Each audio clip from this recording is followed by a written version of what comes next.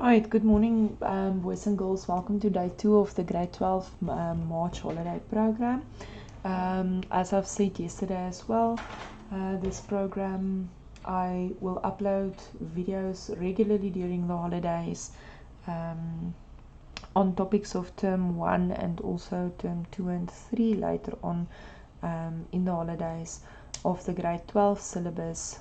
First we're going to just do revision on trigonometry, Euclidean and sequences and series from grade 12 term 1 work, and I also have a paid option online class available that has more features. If you're interested in that, you can just send me an email. I will link my email in the description below. Right, so let's get into today. We are going to look at the grade 12 formulas and then incorporating them in the work that you did yesterday. So the grade 12 formulas are, let me just get the camera a bit closer there. Right, so the grade 12 formulas, we have sine alpha plus beta, which can expand into sine alpha cos beta plus cos alpha sine beta, sine alpha minus beta, cos alpha plus beta, and cos alpha minus beta. That looks like that. Then we also have 3 different variants for cos 2 alpha, which is cos squared alpha minus sine squared, 1 minus 2 sine squared, and 2 cos squared minus 1. And we have sine 2 alpha, which is 2 sine alpha cos alpha. I think most of us already know these formulas very well. They are on your formula sheet available. Make sure you know where to find them in your formula sheet for use. Just take note that you can also use the grade 11 identities during your course of your grade 12 work. If you have to answer questions, the grade 11 identities, which are not on your formula sheet, is sine squared plus cos squared is 1. And then you also worked in grade 11 with tan, which is sine over cos. Sine theta is sine, tan theta is sine theta over cos theta. You did this in grade 11, and you can apply them with these ones in grade 12. Alright, okay, so there is the formula that we're going to apply, and we're soon going to jump in immediately with a question. I just want to quickly get the question here. I closed the book now at the place where I wanted the question.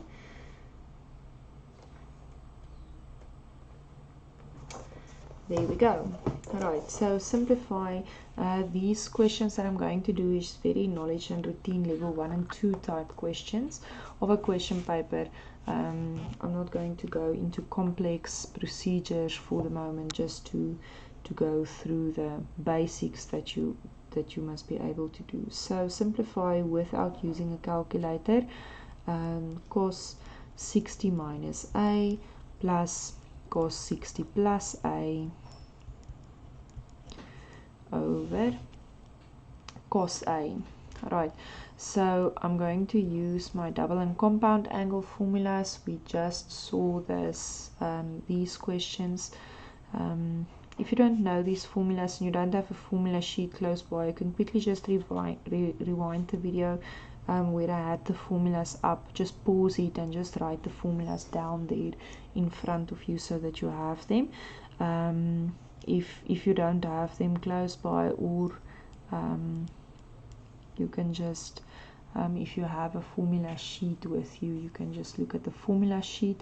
Cos 60 minus a, cos 60 cos a plus sine 60 sine a plus, and then cos 60 plus a is going to be, using the formula now, is going to be cos 60 cos a minus sine 60 sine a, 60 sine a, and I don't have a ruler close by, so I'm going to draw this with a freehand. Oh, that's not bad. And then cos a. Okay, and then sine and cos you can add like terms. So if you have cos 60 cos a, cos 60 cos a, this is like xy xy, xy plus xy is 2xy. So I can say this is 2 cos 60 cos a and sine 60 sine A minus sine 60 sine A, that will cancel. So xy minus xy, that will fall away. Exactly the same thing. It can cancel, and then I'm left here with cos A at the bottom. That can cancel, and I can use my special angles for cos 60. If you remember the hand, the 0, 30, 45, 60 is this finger, and for cos I need to use, that's opposite, this is adjacent. I want to use adjacent over hypotenuse. I'm not going to draw the hand now, so I'm just going to quickly do it on my fingers. So I use the square roots of 0, 1, 2, 3, 4. So for the 60 finger, 0, 1. So 1 over 2, the hypotenuse is always 2. So cos 60 is 1 over 2. You should have a method that you are very comfortable with for using special angles. And I do sometimes find teachers who tell their children, no, just use your calculator, but don't. I would prefer that you use your brain, because you exercise your brain as well by doing basic math operations. It keeps you fighting fit in a way that you can't believe. So this question 2 says, if cos squared 12 minus sine squared 12 is m, expressed without the use of a calculator, the following in terms of m. Answers may be left in surd form, and then they ask you now cos 24, cos 6, sine 6, etc. So I'm going to, this is the value of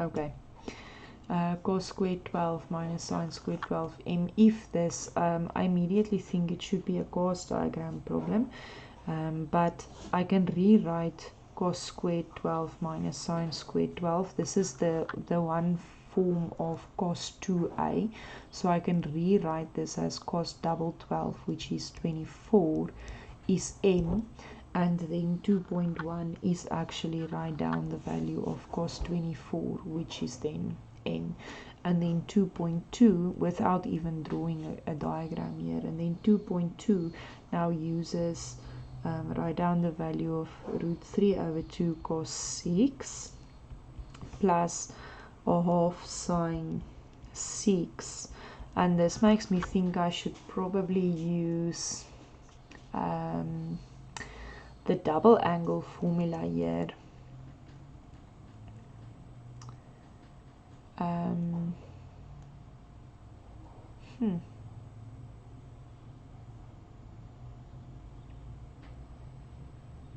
Oh, it's not equal to 0. Okay, so I'm thinking that I'm probably going to try and want to get this 6 to 12, because it's given to me that cos squared 12 minus sine squared 12 is m, and they ask here cosine. This looks like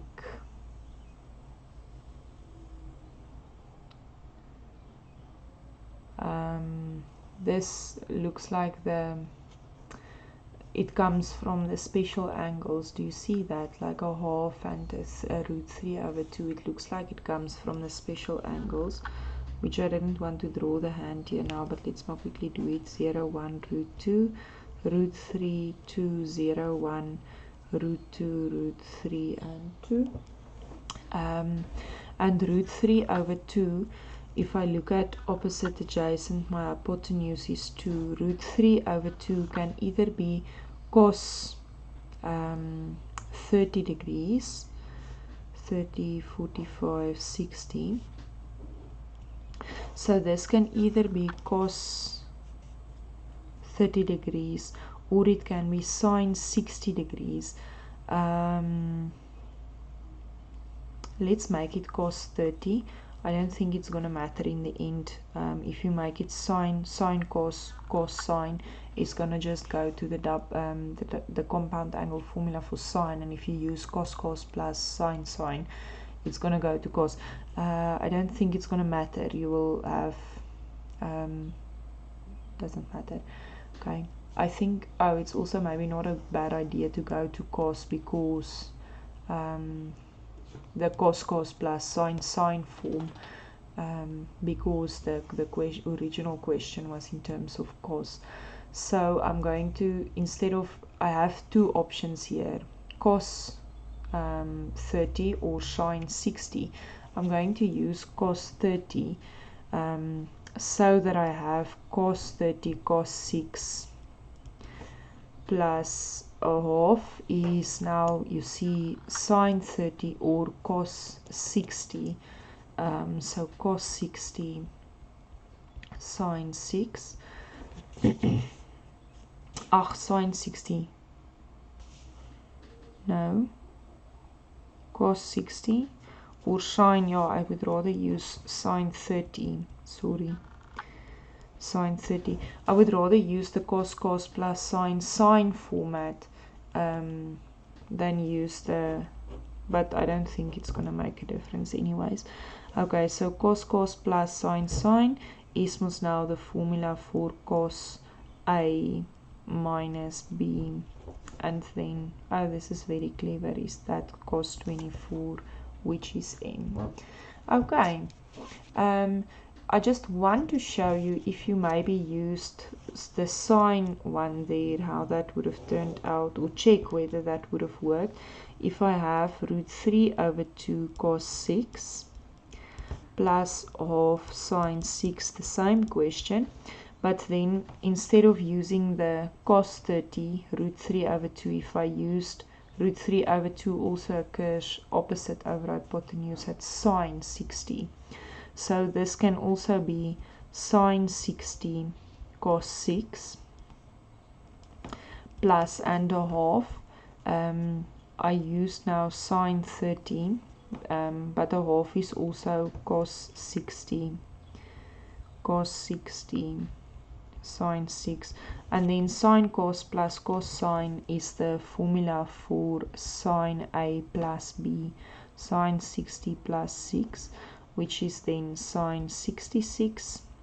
And since I'm working with 24 or 12 here, I think I'm just going to change this to, let's take, this is sine of 90 minus 24, which then change 90 minus 24 is still 66, it's the same thing, but sine of 90 minus changes into cos theta 24, which is M. So you would have gotten the same answer there anyways, whether you worked with either option. This one is the shorter form, and to choose the smart choice, which will be the shorter method, how I did that, just so you know, is because I'm working there with cos.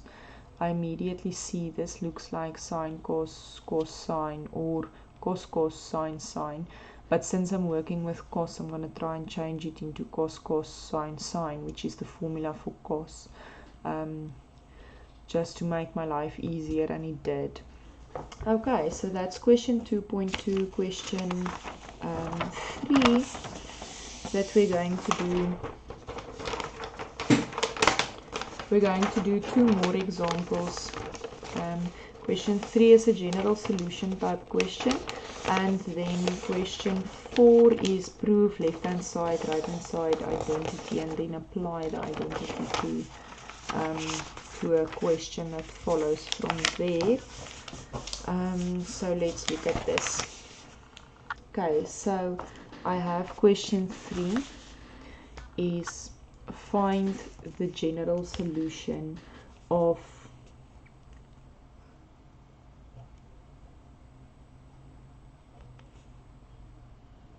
it feels to me like something's weird here.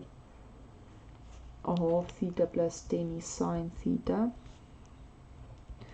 cos theta without the aid of a calculator. Sorry, I was looking there now while writing here.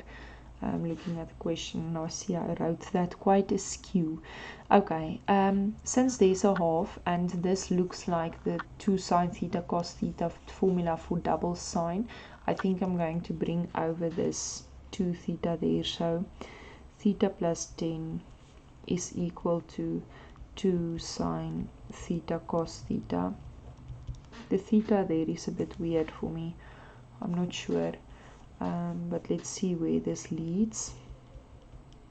So I have 2 sine theta cos theta, which is the formula for sine 2 theta. Oh, that should be a plus. Huh.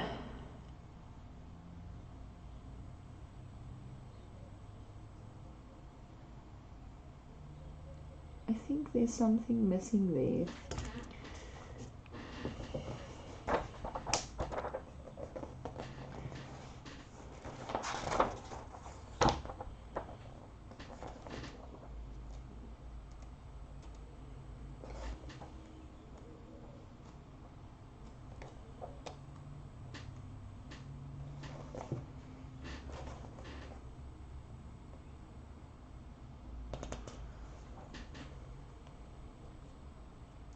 I'm just quickly checking here in the book.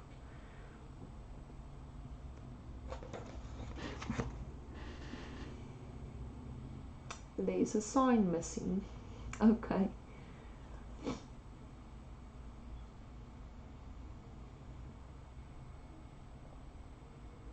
Okay. Alright. Sorry about that. There is a mistake in the book here. There should be a sign. Sign. Okay, that looks better. Okay. If something like this happens, normally I would just restart the recording if I make a mistake or something, and just restart the recording. I want to continue because if something like this happens in a test or exam, I can now check the back of the book and the answer and see, oh, but the answer has a sign in that's not there. But if you get something weird like this where you feel like there should be a sign or a cos and I'm not sure what now, I think there's a mistake in the test or exam, and I'm not sure if it's me or if it's now maybe. What should you do?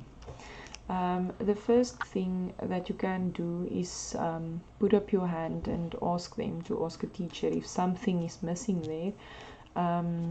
Even in the final exam, if there is a mistake or there's a query in the question paper, they will call and give you an answer on that. But something else then after, if you've queried and they say nothing is wrong, but you really feel sincerely that there should be a sign or a cos or something there, then you make a call, put a sign there and work with that. Sometimes just check whether you're not maybe missing something, that this question can work like that. But I mean, this is a 7-mark question, and without the sign there, from there I cannot take shift sign to get a reference angle, because what must I shift sign theta plus 10 in my calculator? I can't do that.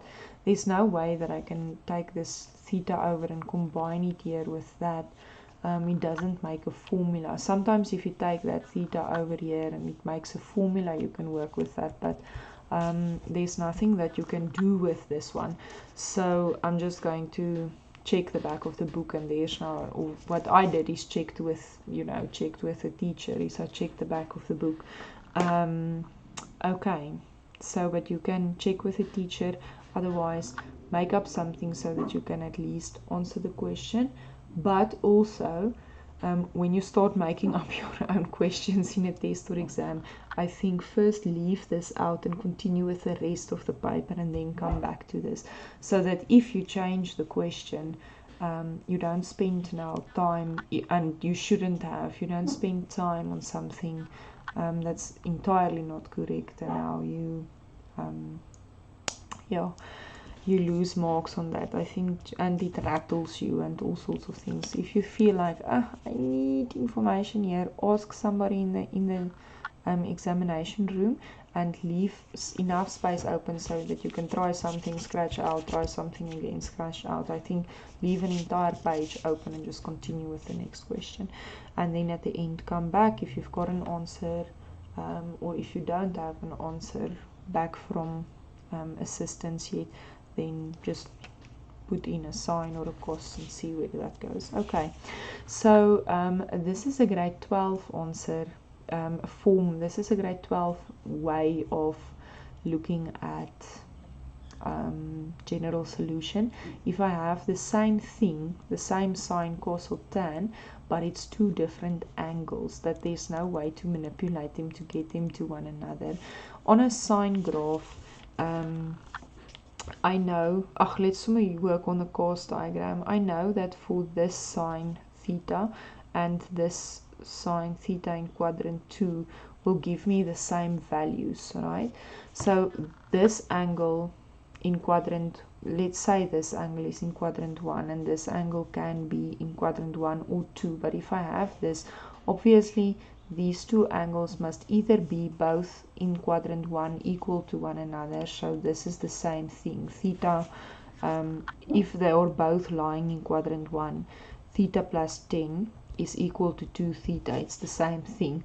Or if, say for instance, this one lies in quadrant 1, but theta plus 10 lies in quadrant 1, but the 2 theta actually lies in quadrant 2, then it's going to be 180 minus 2 theta. So theta plus 10 can be equal to 2 theta, but it can also be equal to 180 minus 2 theta, depending on, I don't know, but depending on whether this angle lies in quadrant 1 or 2. This is the two cases where I can find values for theta, and then obviously also every general solution every 360 degrees, right? And then I can solve for theta. So I can take the theta, I take the 2 theta over theta minus 2 theta is minus theta. I take the 10 over is minus 10 plus k 360, and then I'm going to divide with a negative 10. Divide with negative, divide with negative. You can put minus k 360, but minus k 360 and plus k 360 is exactly the same thing, since k can be positive 1, 2, 3 and also negative 1, 2, 3. Add 1, 2, 3 and subtract 1, 2, 3 is the same as subtract negative 1, 2, 3 and add positive 1, 2, 3. It's the same thing. You don't need to change that sign. You can if you want to, you don't need to. Okay, so theta plus 2 theta. Whoa, I'm missing a plus there. I made it semicolon. Okay, theta plus 2 theta is 3 theta, and then 180 minus 10, 170 plus k 360. Okay, and then divide by 3, divide by 3.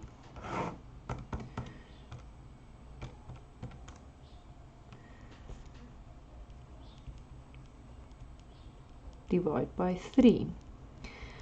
Okay, so that is my general solution. This is a very good example. I'm glad we encountered this one now, even if I had the wrong one here, where I have two different angles. If this was sine something and negative sine something, then this one will be equal to that one lying in quadrant 3 and 4. So I will then work with quadrant 3 and 4. This is my angle, and then that one 2 theta I will place in quadrant 3, 180 plus 2 theta, and quadrant 4, 360 minus 2 theta. If it was cos, then you work in the other quadrants. You have cos is equal to cos in two different angles, then you're going to place those two different angles in quadrant 1 and 4. If it was cos is equal to negative cos with two different angles, obviously you place them in quadrant 2 and 3. This is this is a very good question to look at.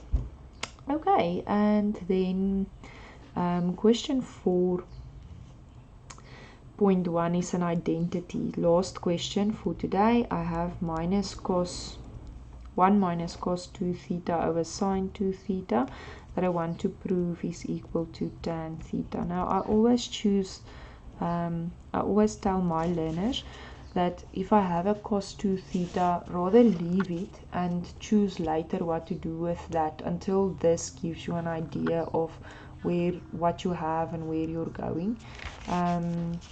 You can decide immediately to put in there cos squared minus sine squared or 1 minus 2 sine squared, but I first want to get a better idea of what I have here in this question. So I'm going to change that to 2 sine theta cos theta.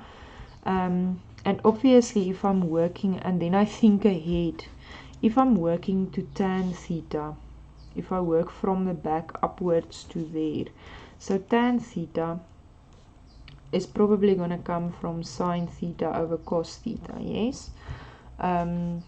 This is my cheat sheet. Okay, so I want to get here 2 is equal to sine theta over cos theta is equal to tan theta, because I want to go to tan theta. And the step before that, since I have the cos theta, which is good there, but somewhere before that I also had a 2 sine theta cos theta, where the 2 sine theta cancelled with a 2 sine theta at the top, right? Okay, and leaving me as well a sine theta to get that. Okay, so I see 2 sine theta, so obviously this gives me the idea that I should replace this one with, it now has 3 formats, with the one that has only sine in it, because I don't see any cos or anything like that there. So I'm going to replace that cos 2 theta in brackets, because there's a negative in front, with the 1 minus 2 sine squared theta format, and over 2 sine theta cos theta, going to 1 minus 1 plus 2 sine squared theta. You see, it's going exactly where I want it to go, because I just think a little bit, well, ahead or from the back. I think a little bit ahead what to choose there, and then that makes my life easier here. If I don't think back, I can try 2 or 3 different things before I actually get something that works. 1 minus 1 is 0, so I only have 2 sine squared theta at the top, 2 sine theta cos theta, and then exactly as I predicted, the 2's will cancel. One of the sines at the top cancel with that sign, leaving me sine theta over cos theta, which is tan theta, my right hand side.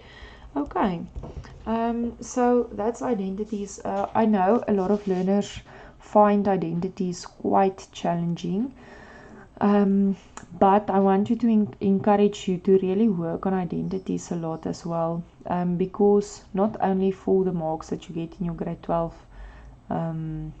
paper, but for a few reasons. The identities like Euclidean geometry, working with these things,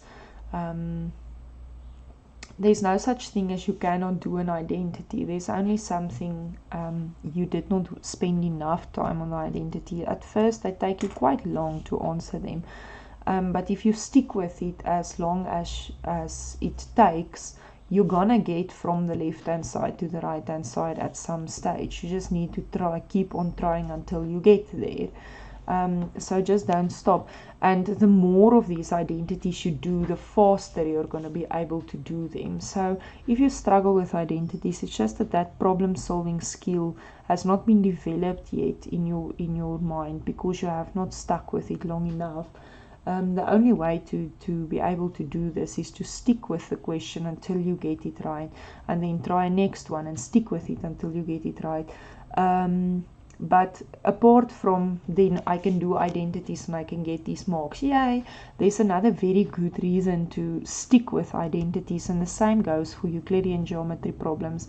Stick with those problems, because they do develop a problem solving skill, an abstract skill in your brain. It develops neuron pathways that makes you more able to cope with challenging things in your life, apart completely outside of maths, to know how to react when you are in troubled situations, and when you are facing communication problems or certain problems in your life or in your work when you get to work one day, or in your studies when you go to university.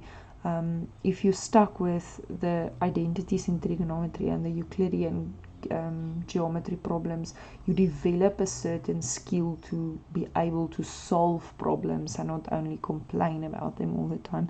So really put in an effort with these.